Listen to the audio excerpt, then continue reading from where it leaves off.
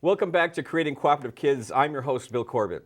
Now, according to research conducted by the American Psychological Association and the American Institute of Stress in New York, 77% of adults regularly experience physical symptoms caused by stress. And in an article that appeared in the Los Angeles Times just a few days ago, the APA has also announced that teenagers are stressed out as much as adults are. My next guest says she has an easy-to-implement solution for family stress and other negative emotions. Catherine Ewing is a transformational life coach specializing in supporting people in midlife to consciously create their most authentic, passionate, and purposeful life. With over 30 years of experience in the areas of dysfunctional families, child and sexual abuse, loss, and abandonment, Catherine specializes in identifying the energetic patterns that keep clients stuck. Welcome to the show, Catherine. Thank you, Bill. EFT. You hear about it often, and I think sometimes people either don't know enough, because as we say, knowledge is power. They don't know enough and they get scared away, or they don't have the opportunity to get more involved in it. Tell us a little bit about EFT. Well, I think people think it's woo-woo. You know, they think, oh, it's that thing, and they don't really know much about it. Yeah. It stands for Emotional Freedom Technique, and it's been called acupuncture without needles. It has its history in many, many different therapies that people probably know about: cognitive behavioral therapy, biofeedback, hypnosis, acupuncture, applied kinesiology, EMDR, which is another tapping technique. So it really brings together many different techniques that have all been proven to help to relieve stress, anxiety. I use it a lot in my work with trauma, because I work with children and adults who have experienced significant trauma in their lives. And I have found it, I've been using it for probably 8 years now, and I've been doing what I do for almost 30. And I have found EFT to be the simplest and most effective technique that I've ever come across. So I want to ask you a little bit more about doing this with children and how families. But first, a little bit more about you. What is it you do, and is it all EFT? Do you do other kinds of things? No. I'm a transformational life coach. I have a background in psychotherapy, which I've done for many, many years, and so I'm trained in a lot of different, psychotherapy techniques. But I'm also trained in probably 10 or 11 different energy healing modalities, because shortly after I started doing psychotherapy, I realized that talk therapy wasn't really having the kind of impact that I had hoped for my clients, and frankly, it was giving me a headache. So I needed to find some other ways to work with people where it felt like I was both helping them get to the core of their issues instead of just putting Band-Aids on things. And not re-traumatizing them, because when people have been victimized, abandoned, abused, the last thing you want to do is make them feel worse. And so I started looking for different techniques, and I was drawn into the area of energy and energy psychology, and through that route learned about EFT, and as I said, then have been using it pretty much as my go-to. It's not the only thing I do. I still do a lot of other things, but I love tapping because it's so effective. And I have so many people say to me, geez, I've been in therapy for 20 years, and we just did in 2 sessions what I never got to in 20 years. And so it's amazing. And as you said, it can be used across the board for people of all ages. It can be used, women who are anxious when they're pregnant can tap, so that that energy of calmness and peace passes through to the fetus. So it can start from the time a child is in utero, actually right through, and they don't need to be verbal. Parents can tap on children. They can teach children how to tap on themselves. Teachers, social workers are using it, in psychologists, in school systems. So it's really such a multi-dimensional approach.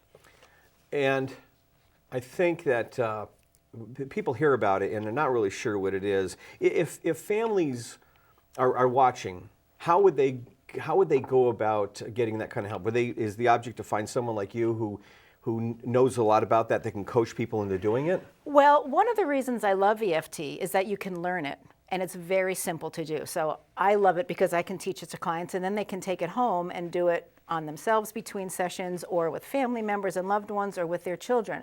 So I think it is helpful to start with a facilitator, whether it's a social worker or just an EFT practitioner or psychologist, anyone who knows EFT, and to really kind of get the ball rolling with a professional.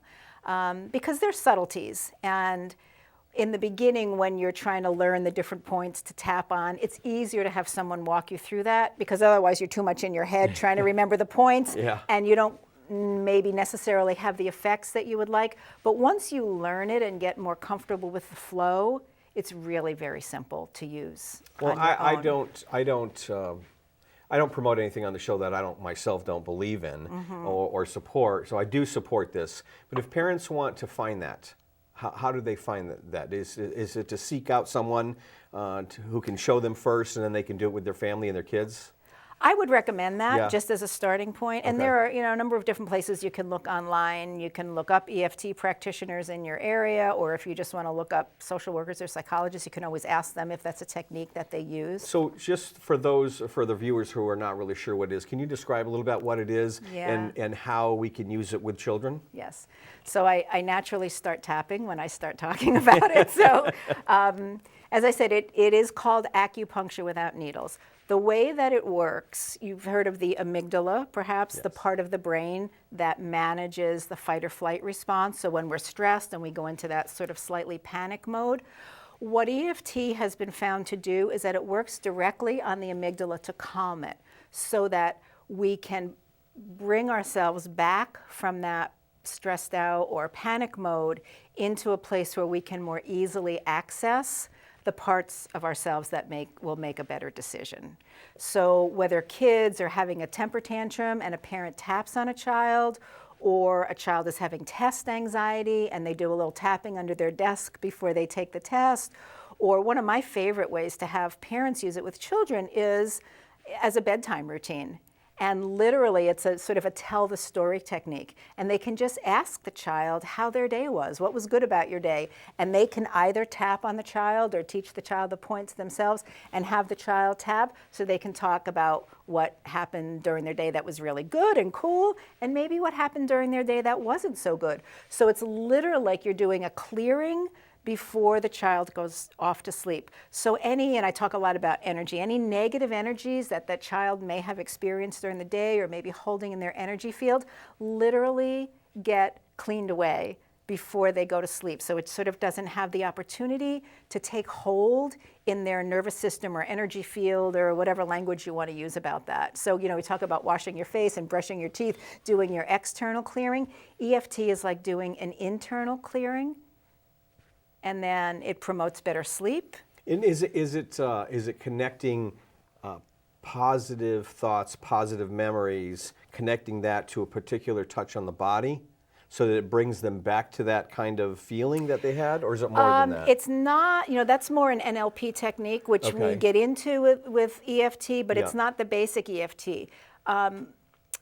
The different tapping points have been identified with different emotions. Oh, okay. And in the early days of thought field therapy, when there are these very complicated algorithms about tap twice here and once here and 3 times here, it was because they identified very specific places on the body, acupuncture points that were identified with different emotions. With EFT, Gary Craig, who was sort of the founder of EFT, was an engineer. And so he wanted to look for the simplest but most thorough technique. So he just identified, 9 or 10 different points that really just help clear all of the emotions. When I learned it originally, I was taught fear, anger, hatred, and rage, anxiety, shame and humiliation, guilt, excessive concern. So there were certain emotions identified with different points. Gary doesn't go into it that much. He just says, tap on these points, and we just kind of cover everything. We make sure we don't miss anything. So this looks like it's a great solution for children who are anxious about things. Maybe they're bullies at school, or worried about, like you said, worried about a test, worried about playmates or friends, or the parents are now divorced. And now the anxiety of when's dad coming back, that kind of stuff, right? All of that and more. I have teachers who are my clients, and I've taught them EFT, and they now use it in their classroom, either during sort of community time, You know, they'll all tap together just to get calm, or before tests, or maybe when they come back in after lunch to settle themselves into the afternoon.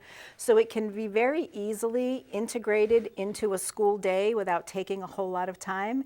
And the kids love it once they get used to it. But again, children can be taught if they're anxious about getting on the bus, or you know, that there's going to be a test that day, you know, the CMTs. You know, kids, you talked about the teenagers being so stressed out. Kids as young as 9 and 10 and 11 years old are having tremendous anxiety symptoms around these tests. And they're not sleeping, and they're getting, you know, nauseous. And so to teach them a little bit of tapping, it'll just help bring their emotions down, both so that they feel better in the moment, and also so that they can access their cognitive resources to do their schoolwork better. Were you doing this in the green room with some of our guests before today's show? Maybe that would have helped out earlier. Thank you so much, Catherine, for coming on. This is a great resource for parents, something that they can help their kids with, because anxiety is just growing more and more for kids. It is. Keep doing what you're doing. Thank you. Many of us strive to live a joy-filled life, and to do that, we must identify the things that kill that joy, like stress, and ward them off with knowledge and healthy daily practices. In the next segment coming up, we're going to meet a health coach who's going to educate us on looking out for toxins in our food. She has a very personal story to share with us that brought this topic to light for her. If you want to learn more, you'll need to stay tuned. We'll be right back.